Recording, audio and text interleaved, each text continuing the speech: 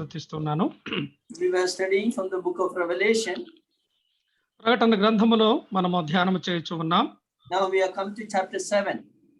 7వ అధ్యాయమునకు మనం ఇప్పుడు వచ్చి ఉన్నాం.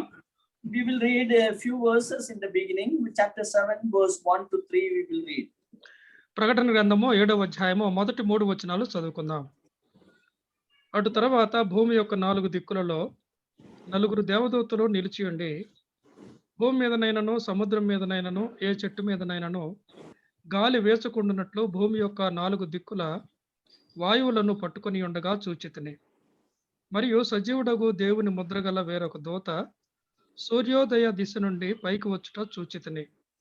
భూమికిని సముద్రమునకును హాని కలుగు చేయుటకై అధికారం పొందిన ఆ 4 దేవతలలో ఈ దూత, మేము మా దేవుని దాసులను వారి నొసళ్ళ యందు ముద్రించు వరకు భూమికైనను సముద్రమునకైనను చెట్లకైనను హాని చేయవద్దని బిగ్గరగా చెప్పెను. May the Lord bless the reading of the portion of the scripture. మనం చదివినటువంటి లేఖన భాగమును ప్రభు మన కొరకు దీవించును గాక. We have seen that book of Revelation chapter 6 to 19. There are 3 series of judgments are mentioned. ప్రకటన గ్రంథము 6వ అధ్యాయం నుండి 19వ అధ్యాయం వరకు 3 విధాలైనటువంటి తీర్పులు ఉన్నాయని మనము గ్రహించాం. The first judgment is the seal judgment. ఈ మొదటి తీర్పు ఏమిటంటే ముద్రలకు సంబంధించిన తీర్పు. The second judgment is the trumpet judgment. రెండవ తీర్పు బోరల తీర్పు. Trumpet judgment. బోరల తీర్పు. The third is the bowl judgment. మూడవది పాత్రల తీర్పు. So all these 3 judgments are mentioned in chapter 6 to 19. ఈ 3 విధాలైనటువంటి తీర్పులు ప్రకటన గ్రంథం 6వ అధ్యాయం నుండి 19వ అధ్యాయం వరకు వ్రాయబడ్డాయి. And this particular timeline is mainly speaking about the tribulation period of 7 years. ఇవన్నీ కూడా 7 ఏండ్ల శ్రమల కాలంలో సంభవించనయ్యున్నటువంటి తీర్పులు.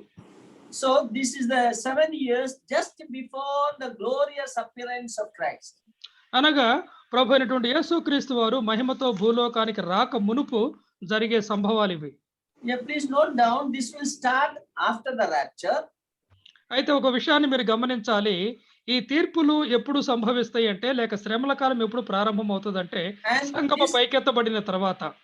This judgment will come to an end after the glorious appearance of Christ. అయితే ఇవి ఎప్పుడు అంతం అవుతుందంటే ప్రభు యేసుక్రీస్తు వారు మహిమతో భూలోకానికి వచ్చినప్పుడు.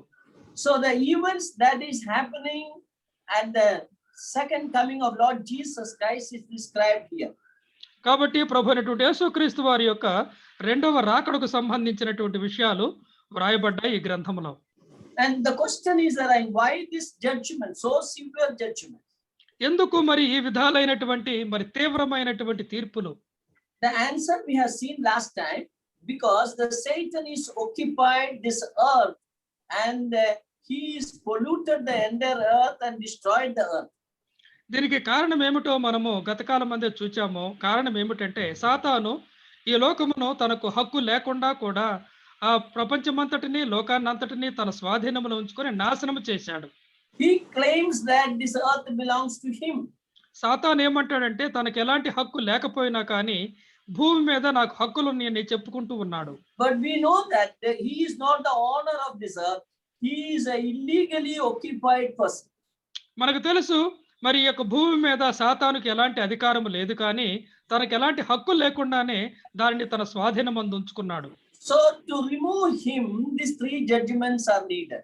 కాబట్టి సాతానును మరి అతనుకున్నటువంటి వశములో ఉన్నటువంటి ఈ యొక్క భూమిని లేక లోకాన్ని విడిపించుటకు. And this judgment, if you carefully observe, the severity of the judgment is increasing one after the other. కాబట్టి తీర్పుల విషయంలో మనం గ్రహించినట్లయితే ఒక తీర్పు తర్వాత జరిగే మరి ఒక తీర్పు అనేది తీవ్రత అధికమవుతూ ఉంది.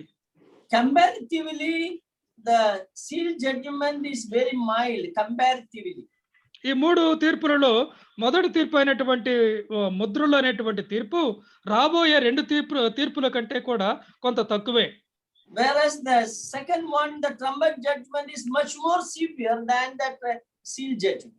ఈ ముద్రల తీర్పుల కంటే కూడా రెండవ తీర్పు అయినటువంటి బోరల తీర్పు ఎంతో తీవ్రంగా ఉంటుంది. And the bowl judgment is extreme judgment is there.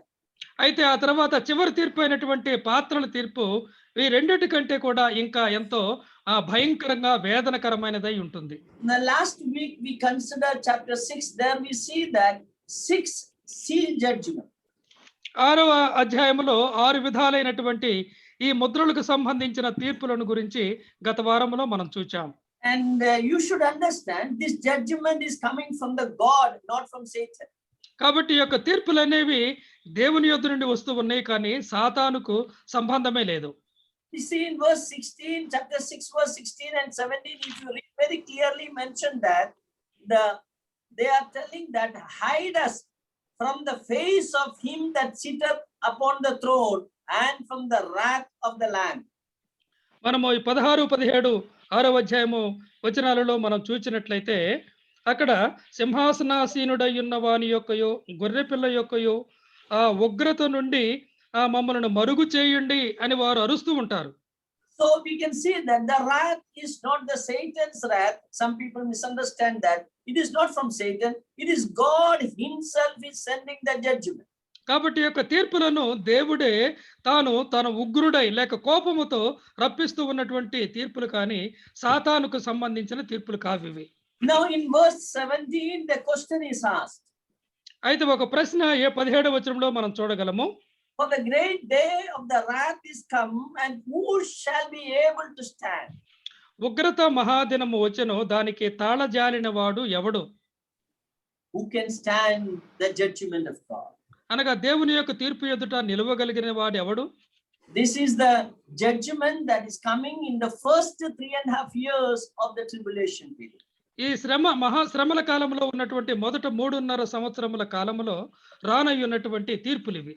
Jesus Christ is saying that this is the beginning of sorrow. యేసు ప్రభు అన్నాడు కదా, ఇవి శ్రమలకు ప్రారంభం అన్నాడు. So we see that this is only the beginning, the first 3.5 years, the tribulation period, how the divine judgment is falling upon the earth.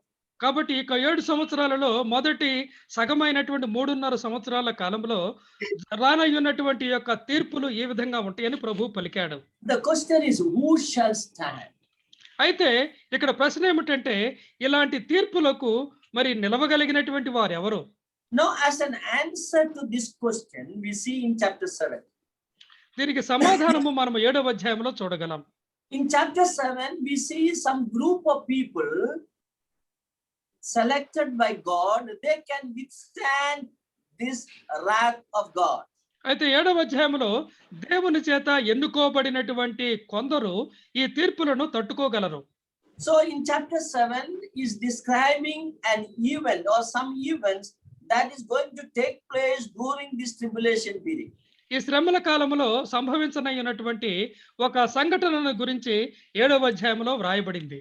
See, you should understand when you study the book of Revelation, one thing you should understand, the things are not written in a chronological order. అయితే ప్రకటన గ్రంథాన్ని ధ్యానం చేసేటప్పుడు మీరు ఒక విషయాన్ని గమనించాలి. అదేమిటంటే ఈ వ్రాయబడినటువంటి విషయాలన్నీ కూడా ఒక సమయానికి ఒక క్రమాన ఒకదాని తర్వాత మరి ఒకటి సంభవించినట్లుగా లేవు. Yeah, various events that is happening during these 7 years are described in these passages. అయితే ఈ యొక్క 7 ఏండ్ల శ్రమల కాలంలో ఆయా కాలంలో జరగనయ్యున్నటువంటి ఆ యొక్క విషయాలు ఈ యొక్క సంఘటనలో వ్రాయబడ్డాయి.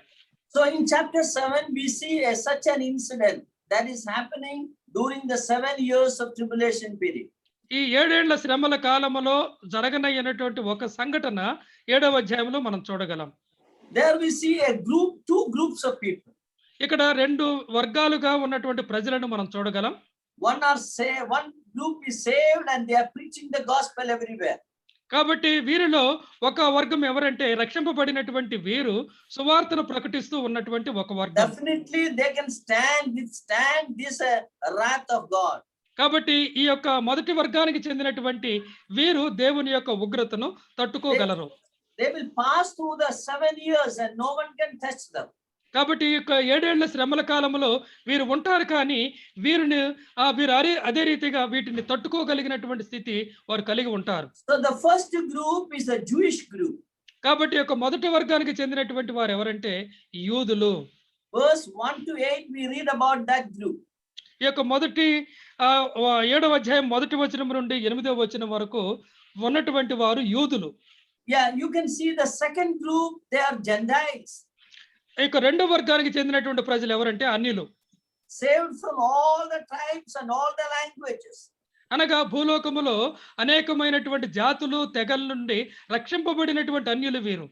And if you carefully observe, you understand they are passing these 7 years and they are becoming martyrs and they are going to heavenly place. కాబట్టి ఇక్కడ మనం చూసినట్లయితే, శ్రద్ధగా గ్రహించినట్లయితే, వీరు ఈ శ్రమల కాలములో హతసాక్షులై మరి పరలోకములో వారు ప్రవేశిస్తూ ఉన్నారు. Yeah, we can see them in heaven. వారిని మనం పరలోకములో చూడగలుగుతూ ఉన్నాం. So look at these two groups. One group is there upon the earth, అయితే వీళ్ళలో ఒక వర్గమేమో భూలోకములో ఉన్నది. and the second group, they are passing through the tribulation and entering into the heavenly realm. అయితే రెండవ వర్గమేమో వారు శ్రమల కాలములో హతసాక్షులవుతూ వారు పరలోకములో ప్రవేశిస్తూ ఉన్నారు. Now let us look into little detail about these two groups. ఈ యొక్క రెండు వర్గాలకు చెందినటువంటి ప్రజలను గురించి కొంత వివరముగా మనం ఆలోచన చేద్దాం. And in verse 1 to 3, we have read that ఇప్పుడు మొదటి 7 వచనాలు కనుక మనం చూసినట్లయితే, there we see that there was there were angels, 4 angels, they are holding the 4 winds of the earth, and they are standing there. ఇక్కడ మనము మొదటి వచనంలో మనం చూసినట్లయితే నలుగురు దేవదూతలు ఏం చేస్తున్నారంటే వారు 4 దిక్కులను వారు బంధించినట్లుగా ఉన్నది. Yeah, they are holding the winds and they are not allowing the winds to blow upon the earth.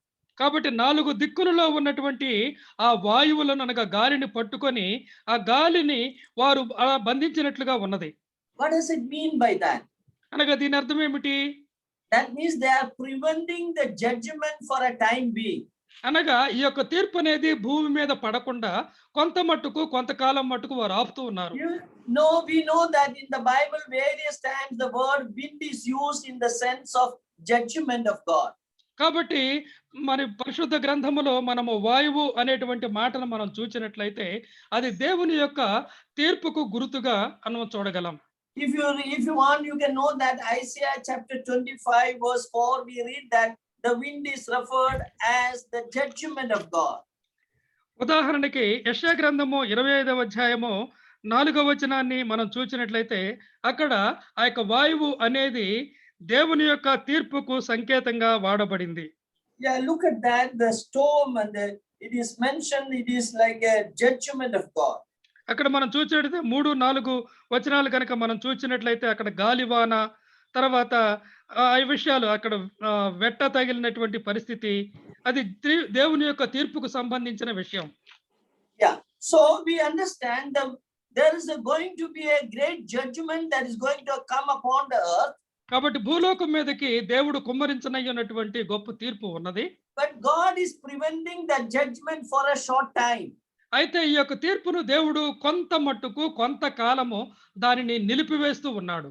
Why he is preventing? The reason is mentioned there, because I saw another angel standing and he wanted to seal those who are belonging to God.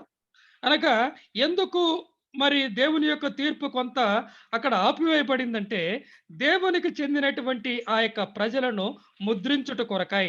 See, verse 3 says, hurt not the earth. That means this wind can hurt. This wind can bring disaster upon the earth. So, and then we see that until we have sealed the servants of God, our God, in their forehead.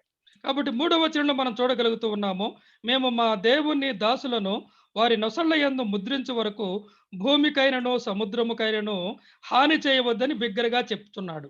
So God wanted to seal his people and before the judgment is coming. అనగా దేవుని యొక్క తీర్పు భూలోకం మీద పడక మునుపు దేవుడు తన యొక్క ప్రజలను ముద్రించనై ఉన్నాడు. Once God is sealing them, they are protected, and then God will send the judgment.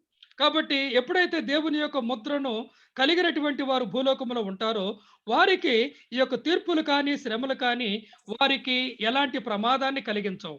Now, if you look at the prophetical sense of this passage, ఈ యొక్క లేఖన భాగాన్ని మనము ప్రవచనాత్మకంగా గనక చూచినట్లయితే, We know that the rapture will take place. మనకు తెలుసు ఇప్పటికే సంఘము పైకెత్తబడుతుంది. From this passage, we understand after the rapture, there is a small period will be there. During that period, there is no trouble, but during that period, the Lord will seal his people. కాబట్టి ఈ శ్రమల కాలము ప్రారంభము కాక మునుపు సంఘము పైకెత్తబడిన తర్వాత కొంతకాలం ఉంటుంది. ఆ కాలములో దేవుడు తన యొక్క ప్రజలను ముద్రిస్తాడు. We don't know what is the time period between the rapture and the beginning of the tribulation. అయితే సంఘము పైకెత్తబడిన తర్వాత తీర్పు ఎంత కాలానికి వస్తుందో ఆ మధ్య కాలం అనేది మనకు తెలియదు. From this passage, we understand there is a short period. God is using that period to seal his people. కాబట్టి మొత్తానికి కొంత వ్యవధి అయితే ఉంటుంది. ఎంత వ్యవధో మనకు తెలియదు, కానీ ఆ చిన్న కాలంలో చిన్న సమయంలోనే దేవుడు తన యొక్క ప్రజలను ముద్రిస్తాడు. Once they are sealed, then the beginning of the tribulation will be commenced. ఎప్పుడైతే తన యొక్క ప్రజలను దేవుడు ముద్రిస్తాడో ఆ తర్వాత శ్రమలు ప్రారంభమవుతాయి. Now, who are these sealed ones? అయితే ఇక్కడ ముద్రింపబడినటువంటి యొక్క ప్రజలు ఎవరు? He is very clearly mentioned. The sealed, they are the servants of our God. ఇక్కడ ముద్రింపబడుతున్నటువంటి వారు ఎవరంటే దేవుని దాసులు. If you read the book of Ezekiel chapter 9, ఎస్కేలు గ్రంథము 9వ అధ్యాయాన్ని గనక మనం చూసినట్లయితే you read there, we see that a similar sealing was taking place. ఇదే విధముగా ప్రజలను ముద్రించడం అనేది అక్కడ మనం చూడగలం. There again we have a picture. The glory of God departed from the temple. అక్కడ దేవాలయం నుండి దేవుని యొక్క మహిమ వెడలిపోవటం అనేది కూడా అక్కడ మనం చూడగలం. The whole Jerusalem city was polluted and all abominable things were happening in Jerusalem. కాబట్టి యెరూషలేములో ఉన్నటువంటి దేవాలయము ఆ పట్టణం అంతా కూడా అపవిత్రపరచబడుతుంది. And God is sending an angel to seal his people. అప్పుడు దేవుడు తన యొక్క దూతను పంపించి అక్కడ ఉన్నటువంటి ప్రజలను దూత చేత ముద్రిస్తాడు. So the angel is sealing all those who belong to God. అనగా దేవునికి సంబంధించినటువంటి వారందరిని కూడా దేవుని యొక్క దూత ముద్రిస్తాడు. Then he says that now those who are not having the seal, kill them. అయితే అప్పుడు ఆ తర్వాత పలుకుబడే మాట ఏమిటంటే ఎవరైతే ముద్ర లేకుండా ఉంటారో వారు చంపబడతారు. So the first, God is preserving his people and they are sealed. Then others will be destroyed. Others will be killed. అయితే దేవుడు మొదట చేసేది ఏమిటంటే తన ప్రజలను ముద్రించి వారిని కాపాడి భద్రపరిచి ఆ తర్వాత ముద్ర లేనటువంటి వారి మీదకి దేవుడు తీర్పు రప్పిస్తున్నాడు. Same thing is here also. అదే రీతిగా ఇక్కడ మనము ప్రకటన గ్రంథం 7వ అధ్యాయంలో చూడగలం. God is sealing his people. దేవుడు తన ప్రజలను ముద్రిస్తూ ఉన్నాడు. That will happen after the rapture of the church. ఇది ఎప్పుడు సంభవిస్తుందంటే సంఘము పైకెత్తబడిన తర్వాత. And we see that they are the servants of God. వీరెవరంటే ముద్రింపబడినటువంటి వీరు దేవుని దాసులు. And we see that they are taken from each of the tribes of Israel. అయితే వీరెవరంటే ఇశ్రాయేలుకు సంబంధించినటువంటి ఆ గోత్రములకు చెందినటువంటి వారు. So the total number of people sealed, we see that upon the earth there are about 1,44,000 people. అయితే ఎంతమందిని ముద్రిస్తారు అనేటువంటి సంఖ్య మనం అక్కడ చూసినట్లయితే 1,44,000 మంది. See, they are sealed on the forehead. On the forehead, the seal is there, and there are 1,44,000 people.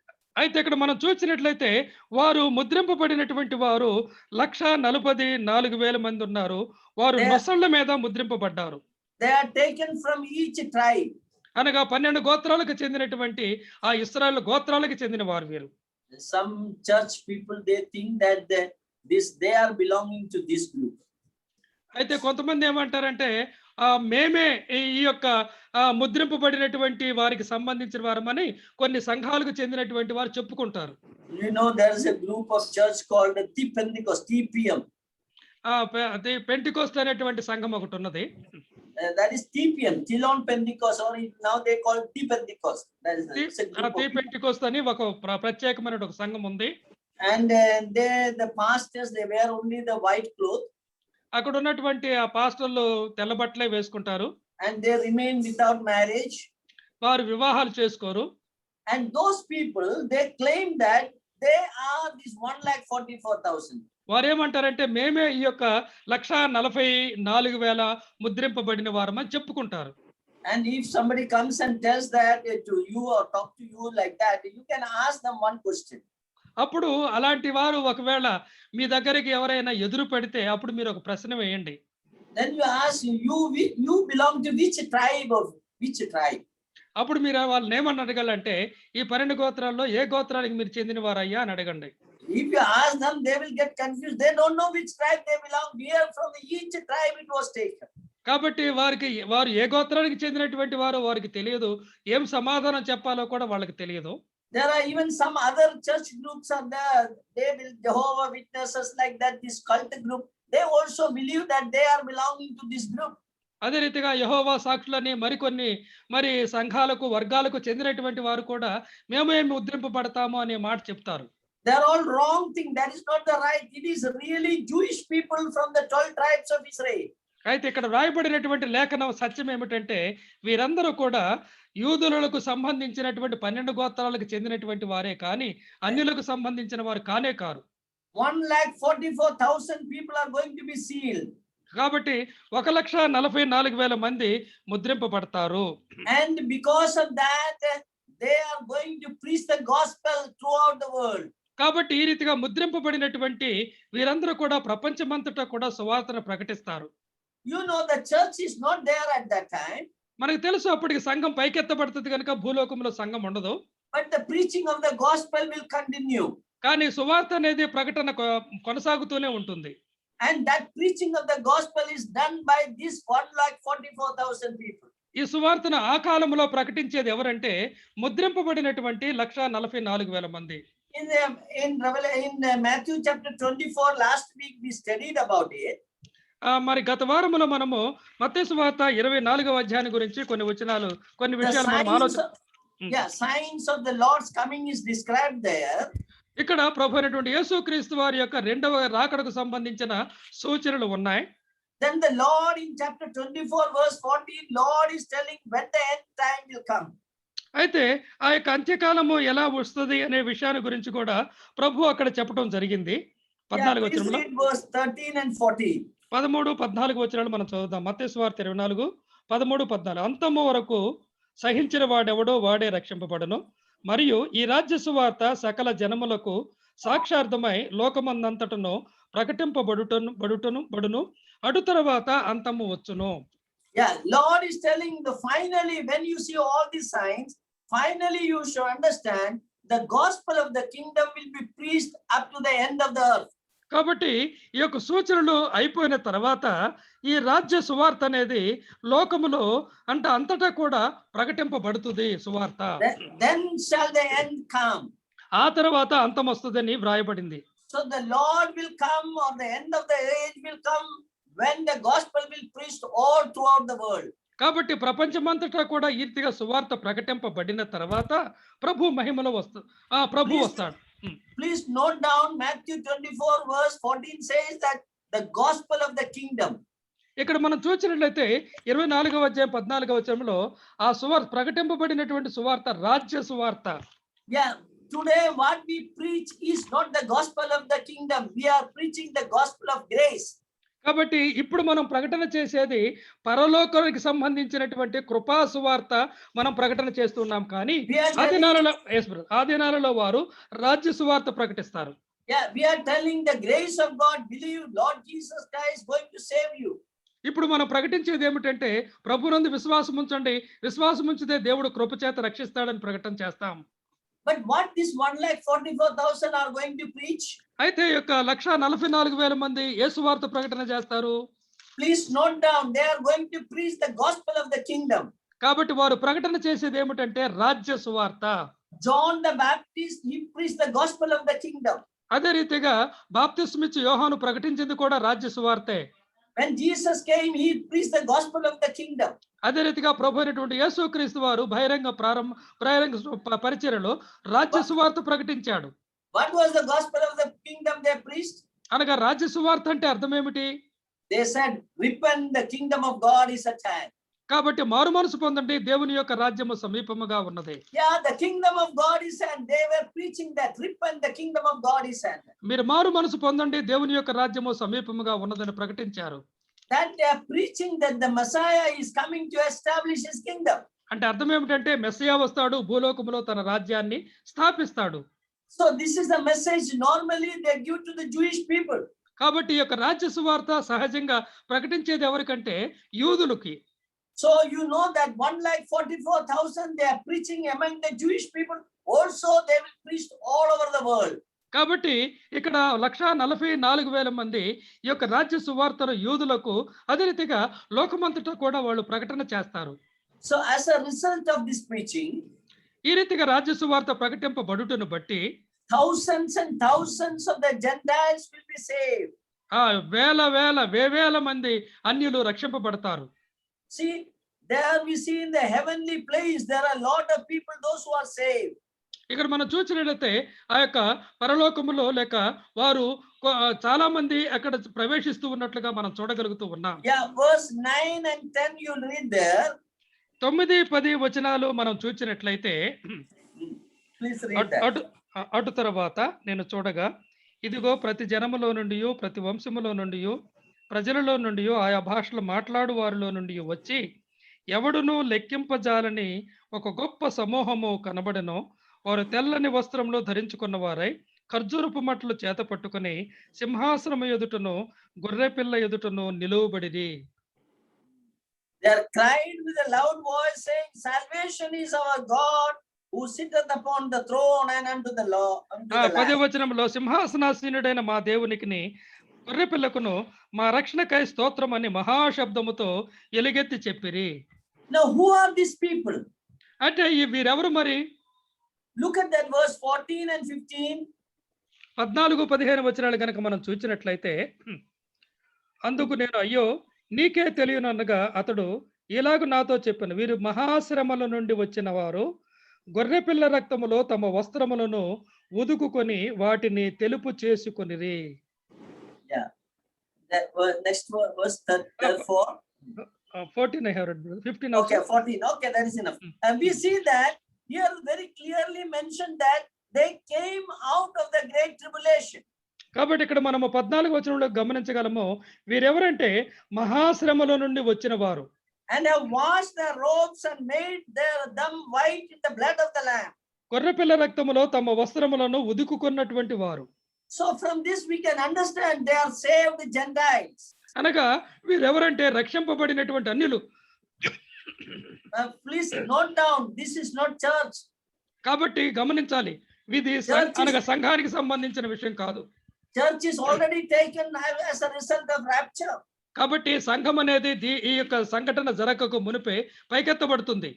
This is happening after the church period. కాబట్టి సంఘకాలము అయిపోయిన తర్వాత, సంఘము పైకెత్తబడిన తర్వాత జరిగే సంఘటన ఇది. When the Jewish people are going to preach the gospel, at that time it is going to happen. కాబట్టి యూదులు లోకమంతటా కూడా సువార్త ప్రకటన చేయుచు ఉన్నప్పుడు జరిగే సంభవం ఇది. Some people get confused when they came out of the great tribulation. They believe that it is church. No, it is not church. కొంతమంది ఏమనుకుంటారంటే శ్రమల కాలం నుంచి బయటికి వచ్చారు గనక వీరు సంఘం అని కొంతమంది అనుకుంటూ ఉంటారు. అలాంటిది కానే కాదు. The question is arising. So, is there salvation during the tribulation period? అనగా శ్రమల కాలంలో మరి రక్షణ ఉన్నదా అని కొంతమందికి ప్రశ్న ఉంటుంది. Yes. Bible very clearly says that there is a great salvation. Look at that passage. Says that there is a salvation during the tribulation period. కాబట్టి శ్రమల కాలములో కూడా ఈ రీతిగా అనేక మంది రక్షింపబడతారని దేవుని యొక్క వాక్యం సెలవిస్తూ ఉన్నది. A great multitude, innumerable people are getting saved. కాబట్టి ఎంతమంది అంటే లెక్కింపజాలనటువంటి అనేకులు రక్షింపబడతారు. But keep in mind one thing I will tell you. There is no salvation for those who have heard the gospel during this period. కాబట్టి ఈ కాలములో అనగా సంఘ కాలములో మరి రక్షణ సువార్త విని కూడా నమ్మనటువంటి వారికి ఆ కాలంలో రక్షణ ఉండదు. Those who heard the gospel today, they will not get another chance to be saved. కాబట్టి ఈ సంఘ కాలములో సువార్త విని నమ్మనటువంటి వారికి అప్పుడు మరి ఒక అవకాశం అనేది ఉండదు. This particular period is described in 2 Thessalonians chapter 2.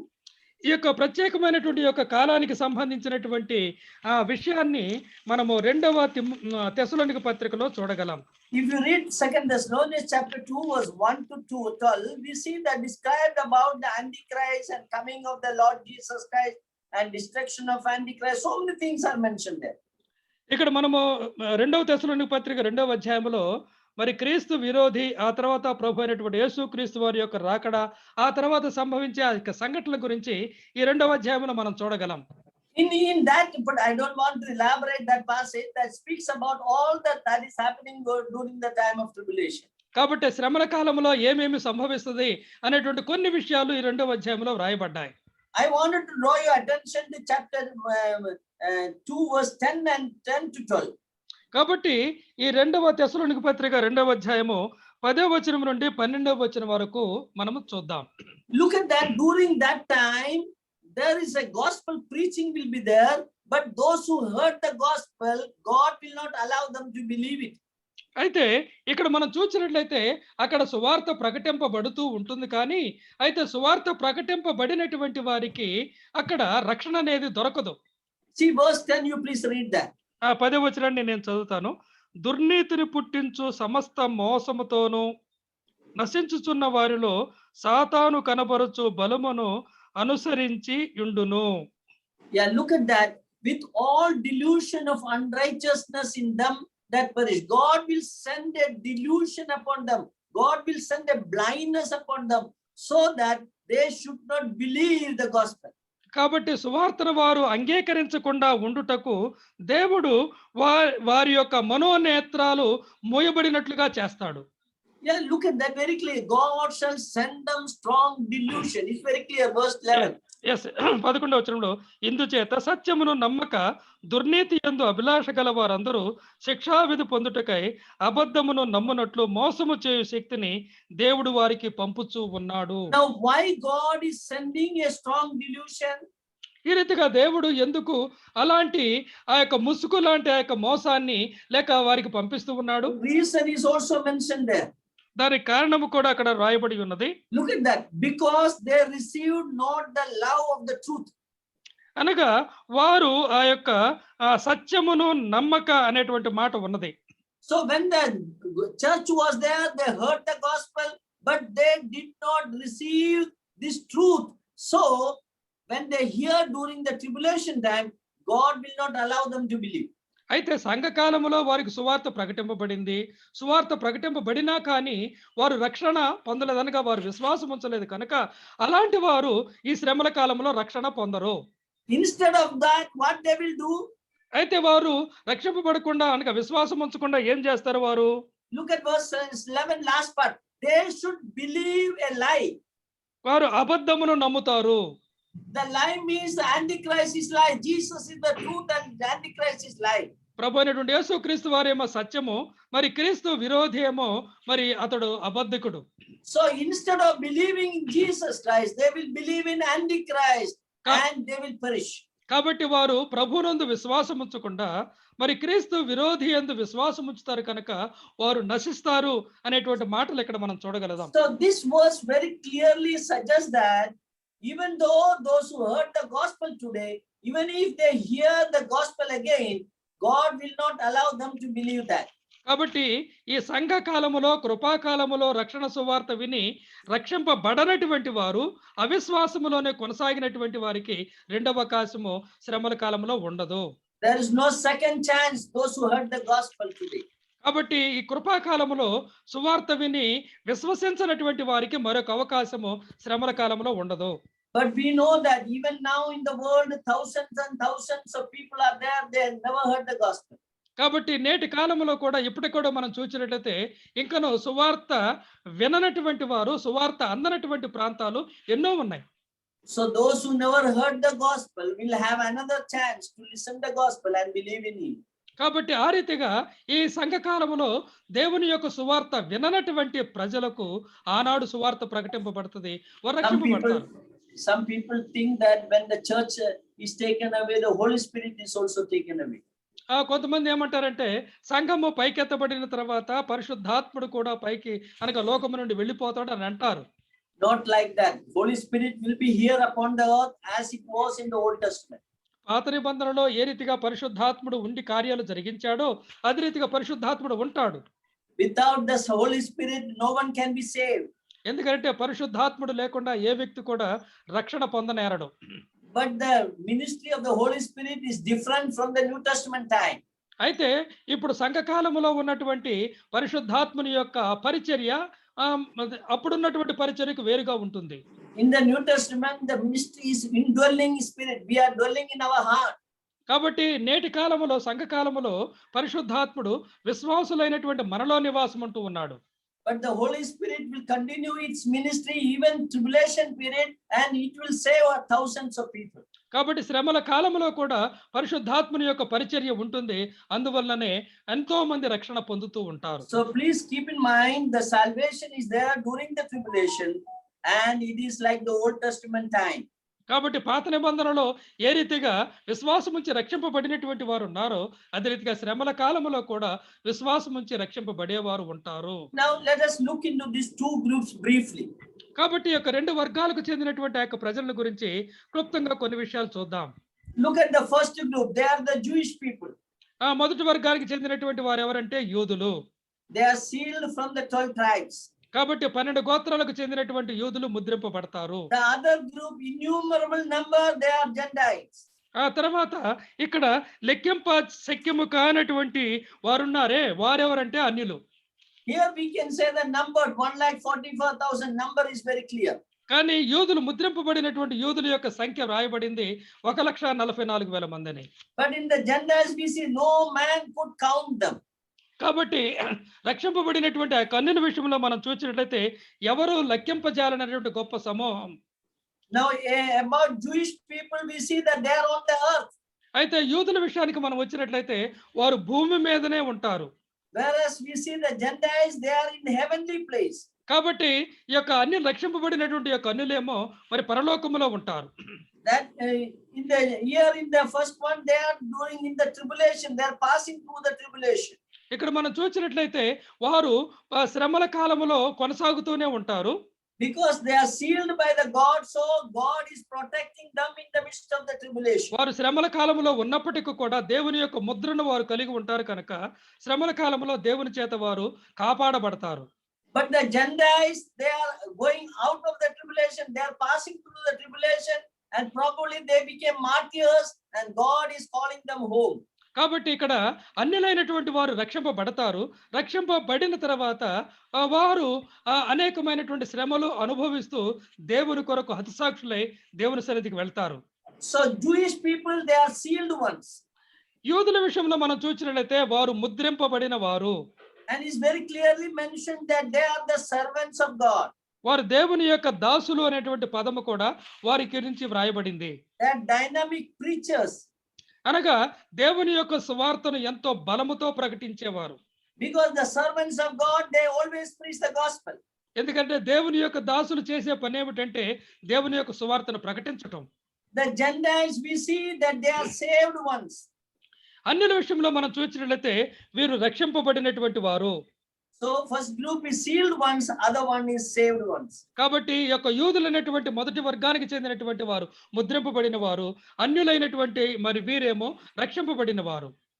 If Paul, when he was talking about resurrection and the hope of the believers in 1 Corinthians, మొదటి కొరింథీ పత్రికలో అపోస్తలుడైనటువంటి పౌలు మరి నిరీక్షణ గురించి ఆయన మాట్లాడుతూ in verse 8 of 1 Corinthians chapter 15 verse 8, Paul is saying that I am the one who was born out of the due time. ఇక్కడ మొదటి కొరింథీ పత్రిక 15వ అధ్యాయము 8వ వచనములో అపోస్తలుడైన పౌలు తనను గురించి ఒక మాట అంటూ ఉన్నాడు. నేను అకాలమందు పుట్టినవాడను అన్నాడు. What does it mean by that? అనగా దీని అర్థం ఏమిటి? The word meaning, we know that man means a child born before time. అనగా అకాలమందు అంటే కాలము రాకమునిపే, సమయము రాకమునిపే, అనగా నెలలు నిండకమునిపే జన్మించిన శిశువు. We know the pregnancy is 9 months is the pregnancy time. కాబట్టి మనకు తెలుసు ఒక శిశువు జన్మించాలంటే ఆ స్త్రీ 9 నెలలు గర్భవతిగా ఉండాలి. But sometimes some children, they are born before time, they are called premature time. కాబట్టి కొన్నిసార్లు ఆ యొక్క శిశువులు 9 నెలలు నిండక ముందే పుడతారు, వారు అకాలముగా పుట్టినవారు. Then they keep in the incubator and all, we know that. అలాగా జన్మించినటువంటి వారు, ముందుగా జన్మించినటువంటి వారిని ఇంక్యుబేటర్ లో పెడతారు. ఈ విషయాలు మనకు తెలుసు. Paul is saying that I was born before time. అలాగునే అపోస్తులైన పౌలు అంటూ ఉన్నాడు, నేను సమయము రాక మునిగిపే ముందుగా అకాలమందు జన్మించానంటాడు. Why he said like that? ఎందుకు పౌలు ఆ మాట వాడాడు? Paul is meaning that I am supposed to be one among the 1,44,000 people, but God in his grace, in mercy, he was made me to be born before that. అనగా పౌలు యొక్క ఉద్దేశం ఏమిటంటే, ఇప్పుడు మనము ప్రకటన గ్రంథం 7వ అధ్యాయంలో చూచినటువంటి 1,44,000 మందిలో నేను ఉండవలసి ఉన్నది, కానీ దేవుడు తన కృప ద్వారా నన్ను ఇప్పుడు తన పరిచర్యకు వాడుకున్నాడు, భూలోకములో నన్ను ఉంచాడు. I am supposed to be one among the 1,44,000 people, but it is the God's grace that before time I was born, I came to the knowledge of this truth. కాబట్టి ఈ యొక్క 1,44,000 మంది ఉండే సమయంలో నేను ఉండవలసి ఉన్నది, కానీ దేవుడు తన కృప ద్వారా నన్ను ముందుగానే ఇలా ఉంచాడు. That means each of these 1,44,000 people, they are like Apostle Paul. అనగా దీని అర్థం ఏమిటంటే, ఆ 1,44,000 మంది ముద్రింపబడినటువంటి యూదులందరూ కూడా ఎలా ఉంటారంటే పౌలు వలె ఉంటారు. You can understand 1,44,000 Pauls are preaching the gospel, how the gospel will be preached everywhere. ఒకసారి మనం ఆలోచన చేయొచ్చు, పౌలు లాంటి వారు 1,44,000 మంది ఉండి ప్రపంచంలో సువార్తను ప్రకటిస్తే ఇక ఆలోచన చేయవచ్చు. Oh, you can imagine the gospel will be preached everywhere, even though Antichrist is ruling. There is no restriction for the preaching of the gospel. They will preach boldly. కాబట్టి ధైర్యముగా ఎంతో బలముగా దేవుని యొక్క సువార్తను పౌలు వలె ప్రకటించేవారు ఉంటారు. కారణం ఏమిటంటే అతడు క్రీస్తు విరోధి ఉన్నప్పటికీ కూడా దేవుడు వీరిని ఆ రీతిగా ముద్రిస్తాడు. Persecution will be there. In the midst of the persecution, preaching of the gospel will continue. అరే శ్రమలు ఉంటాయి, హింసలు ఉంటాయి, అయినా కానీ ఎంతో బలముగా సువార్తను వీరు ప్రకటన చేస్తారు. Look at this first group, what is mentioned. They are the servants of God. ఇక్కడ మనం చూసినట్లయితే యూదులకు సంబంధించి వాడబడినటువంటి మాట, వారు దేవుని దాసులు. 40, we see the same group at the end of the tribulation period, they are seen in the heavenly place. కాబట్టి ఆ తర్వాత చివరి భాగంలో మనం చూసినట్లయితే వారు దేవునితో ఉన్నట్లుగా పరలోకములో ఉన్నట్లుగా మనం చూస్తూ ఉన్నాం.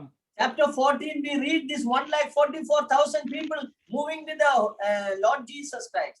అనగా ప్రభువైనటువంటి యేసుక్రీస్తు వారితో పాటు ఉన్నట్లుగా 14వ అధ్యాయంలో వారిని గురించి వ్రాయబడినటువంటి మాట ఉన్నది. Is very clearly mentioned that they are redeemed from among men.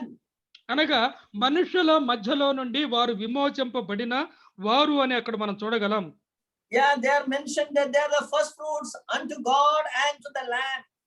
అనగా దేవుని కొరకు వారు ప్రథమ ఫలముగా ఉన్నటువంటి వారు అనేటువంటి మాట అక్కడ వ్రాయబడింది 4వ వచనంలో. We know that being they are the servants of God, they are witnessing Lord Jesus Christ. కాబట్టి వారు దేవుని దాసులుగా ప్రభువును గూర్చి వారు సాక్ష్యమిస్తూ ఉంటారు. Lord Jesus Christ said that till the Lord's coming, the preaching of the gospel will continue. అనగా ప్రభు యొక్క రాకడ వరకు కూడా మరి ఈ యొక్క సువార్త ప్రకటన అనేది కొనసాగుతుందని ప్రభు చెప్తాడు. Matthew chapter 10 verse 23, you please read. మత్తయి సువార్త 10వ అధ్యాయము 23వ వచనంలో ఒక లేఖన భాగాన్ని మనం చదువుదాం. మత్తయి సువార్త 10వ అధ్యాయము 23వ వచనం. వారు ఈ పట్టణములో మిమ్మల్ని హింసించినప్పుడు మరి ఒక పట్టణమునకు పారిపోవుడి, మనుష్య కుమారుడు వచ్చు వరకు మీరు ఇశ్రాయేలు పట్టణములలో సంచారము చేసి ఉండరని నిశ్చయముగా మీతో చెప్పుచూ ఉన్నాను. Yeah, it's very clearly mentioned that the preaching of the gospel will continue till the Lord's coming. అనగా ప్రభు రాకడ వరకు కూడా సువార్త ప్రకటన అనేది కొనసాగుతూనే ఉంటుంది. Till the Son of Man be come means it is speaking about the glorious appearance. Till the glorious appearance, the preaching of the gospel will continue in the cities of Jerusalem. కాబట్టి యెరూషలేము పట్టణములలో మనుష్య కుమారుడు మహిమతో వచ్చు వరకు సువార్త ప్రకటన అనేది కొనసాగుతూనే ఉంటుంది. So that is what the Lord Jesus Christ said, the gospel of the kingdom will be preached up to the end of the world. అందుకే ఆ లోకము అంతము వరకు కూడా రాజ్య సువార్త ప్రకటింపబడుతుంది అనే మాట ప్రభు పలికాడు. Please note down, in these 12 tribes, one tribe is missing. ఇక్కడ మనం చూసినట్లయితే ఈ 12 గోత్రాలలో ఒక గోత్రము మనకు కనబడదు. You can imagine who is the tribe that is missing? ఇక్కడ ఈ 12 గోత్రాలలో ఏ గోత్రము అక్కడ లేదో మీరు చెప్పగలరా? The tribe of Dan is not there mentioned. అక్కడ దాను గోత్రం అనేది మనకు కనబడదు. We will consider that later on why the book of Dan, why the tribe of Dan is not mentioned there. ఎందుకు దానియేలు గోత్రము ఈ 12 గోత్రములలో లేదో ఆ విషయాన్ని మనం తర్వాత ఆలోచన చేద్దాం. Because most probably the false prophet is coming from the tribe of Dan. ఎందుకనంటే ఈ యొక్క అబద్ధ ప్రవక్త దానియేలు గోత్రములో నుండి వస్తాడు అనేటువంటి ఒక వ్యాఖ్యానం ఉన్నది. Then Dan is the one that promoted idol worship. ఎందుకంటే దాను గోత్రములో నుండి ఈ యొక్క విగ్రహారాధన అనేది ప్రారంభమైంది. And at the end time the false prophet will promote idol worship. కాబట్టి ఈ యొక్క అబద్ధ ప్రవక్త దాను గోత్రములో నుండి వచ్చి విగ్రహారాధన అనేది ప్రబలమవుతుంది. That is why probably that name is deleted here. కాబట్టి అందుకనే ఈ యొక్క 12 గోత్రములలో దాను గోత్రం అనేటువంటి పదం మనకు కనబడదు. Now these people are preaching gospel to the Gentiles. కాబట్టి అన్యులైనటువంటి వారికి యూదులు సువార్త ప్రకటన చేస్తారు. And we see that they have the seal of God and the Father on their forehead. కాబట్టి వారి యొక్క నొసళ్ళ మీద దేవుని యొక్క ముద్రను వారు కలిగి ఉంటారు. At the end of the tribulation, they are seen on the Mount Zion with the Lord Jesus Christ. కాబట్టి ఈ యొక్క శ్రమల కాలం అయిపోయిన తర్వాత ఆ యొక్క సియోను పర్వతం మీద ప్రభువుతో పాటు వీరు ఉంటారు. Actually, you have to read the Revelation chapter 14 also. There we see that they are worshipping the lamb. అక్కడ మనం 14వ అధ్యాయంలో మనం చూసినట్లయితే గొర్రె పిల్లను వారు ఆరాధన చేస్తూ ఉంటారు. They are called as the undefiled ones. They are virgins. అనగా అక్కడ మనం చూసినట్లయితే అనగా స్త్రీ సాంగత్యము లేనటువంటి వారు అనేటువంటి మాట అక్కడ రాయబడి ఉన్నది. So they are always following the lamb. అనగా వారు గొర్రె పిల్ల ఎక్కడికి వెళుతుందో వారు అక్కడికి వెళుతూనే ఉంటారు. Now let us look in the characteristic feature of the second group. కాబట్టి యొక్క రెండవ వర్గానికి చెందినటువంటి ప్రజల గురించి మనం కొంత ఆలోచన చేద్దాం. They are standing before the throne. They stood before the throne. కాబట్టి అన్యులైనటువంటి వారు రక్షింపబడినటువంటి వారు దేవుని సింహాసనం ఎదుట నిలబడుతూ ఉన్నారు. As we see them worshipping, verse 9 to 12, we see that they are worshipping the lamb. 9వ వచనం నుండి 12వ వచనం వరకు గొర్రె పిల్లను వారు ఆరాధన చేస్తూ ఉన్నారు. Their divine security is that God is dwelling among them and they are safe there on the other shore. కాబట్టి వారి మధ్య దేవుడు ఉంటూ ఉన్నాడు కనుక వారు మరి ఎంతో భద్రముగా ఉన్నారు. He shall spread the tabernacle over them. అనగా వారి మీద దేవుడు తన యొక్క గుడారాన్ని ఉంచుతాడు. Yeah, divine protection is supplied to them. అనగా వారికి దేవుని యొక్క కాపుదల భద్రత వారు కలిగి ఉంటారు. There are divine supply is there. అంత మాత్రమే కాదు వారి యొక్క అక్కరలు కూడా దేవుడే తీరుస్తాడు. Yeah, please, verse 16, you please read there. You see that there's no hunger and there's no thirst. 7వ అధ్యాయము 16వ వచనం మనం చూసినట్లయితే వారికి ఇక మీదట ఆకలి అయినను దాహమైనను ఉండదు. Yeah, Lord will supply every need of this. అనగా వారికి ఉన్నటువంటి ప్రతి అక్కర దేవుడే తీరుస్తాడు. So he is the shepherd. He will guide them, lead them. అనగా వారిని సరిగా నడిపించే మరి మంచి కాపరి దేవుడుగా వారు ఉంటారు. Verse 17, you please read there. 17వ వచనాన్ని మనం చూసినట్లయితే ఏలైనగా సింహాసనం మధ్యనందుండు గొర్రె పిల్ల వారికి కాపరి అయి జీవజలముల He will feed them and he will lead them to the fountain of water. కాబట్టి దేవుడు వారికి కాపరిగా ఉండి వారిని పోషిస్తూ ఉంటాడు, వారిని నడిపిస్తూ జీవజలముల బుగ్గల యొద్దకు నడిపిస్తాడు. In the previous verse says there's no hunger, there's no thirst. Then why he is leading them in the feed them and to leading them in the water, you may ask. 16వ వచనంలో వారికి ఏమో ఆకలి లేదు దాహం లేదు అంటున్నారు. 17వ వచనంలో వారిని జీవజలముల యొద్దకు నడిపించడం వారిని పోషించడం ఏంటని ఒక అనుమానం కొంతమందికి వస్తుంది. It means that spiritually they are enriched. That's the meaning of it. దీని అర్థం ఏమిటంటే ఆత్మీయముగా వారు ఆకలి దప్పులు కలిగి ఉంటారని మనం అర్థం చేసుకోవాలి. Lastly, we see that God shall wipe away all tears from their eyes. చివరి 17వ వచనం చివరి భాగంలో మనం చూసినట్లయితే దేవుడు వారి కన్నుల నుండి ప్రతి భాష బిందువును తుడిచివేయును. What a blessed hope we have. మనము కలిగి ఉన్నటువంటి యొక్క నిరీక్షణ ఎంత గొప్పదో చూడండి. We know that today we are full of tears. Every day we shed tears. నేటి దినము మనం చూస్తూ ఉన్నట్లయితే ప్రపంచమంతటా కూడా ప్రాముఖ్యంగా మన దేశంలో కన్నీరు ప్రవహిస్తూ ఉన్నది. Especially for the last 1.5 years, we know that we are all shedding tears every day. కాబట్టి గత 1.5 సంవత్సరములుగా మనము ఎంతో కన్నీరు కారుస్తూ ఉన్నాం. Every day we hear the home call of our dear ones. ప్రతిదినము మనము ఎవరో ఒకరు మనకు సంబంధించినటువంటి మన ప్రియులు ఈ లోకాన్ని విడవటం అనేది మనం వింటూ ఉన్నాం. Last Saturday, I have four brothers whom I know personally very well. They all promoted to glory. నేను ఎరిగినటువంటి నాకు బాగా పరిచయమైనటువంటి మరి నలుగురు మిత్రులు, సహోదరులు ఈ లోకాన్ని విడిచి గత వారము ప్రభు సన్నిధికి చేరారు. Yesterday, our beloved brother Shaluti Nainan was called home. అయితే నిన్నటి దినమందు షాల్యూటి నైనన్ మరి ప్రభు యొద్దకు వెళ్ళారు. When we hear all these things, our eyes are filled with the tears. కాబట్టి ఈ యొక్క విషయాలు మనం వింటూ ఉన్నప్పుడు మన యొక్క కన్నులు కన్నీటితో నిండి ఉంటాయి. But we know that one day we will meet our Savior. అయితే ఒక దినాన ప్రభువును మనము కలుసుకుంటాము, చూస్తామనే నిరీక్షణ And మనకు. we will see our dear ones whom we departed here on the earth. కాబట్టి భూలోకము నుండి ఈ రీతిగా మనకంటే ముందుగా వెళ్ళినటువంటి వారిని ప్రభు సన్నిధిలో మనం చూస్తాం. Our close relatives, our parents, our dear ones are departed us because of this pandemic. ఈ యొక్క ప్రస్తుతం ఉన్నటువంటి యొక్క మరి దుర్భరమైనటువంటి యొక్క కరోనాను బట్టి అనేకులు మన ప్రియులు, మన బంధువులు, మన తల్లిదండ్రులు ఈ లోకాన్ని విడిచి వెళ్ళారు. Thank God, our God is a sympathetic God.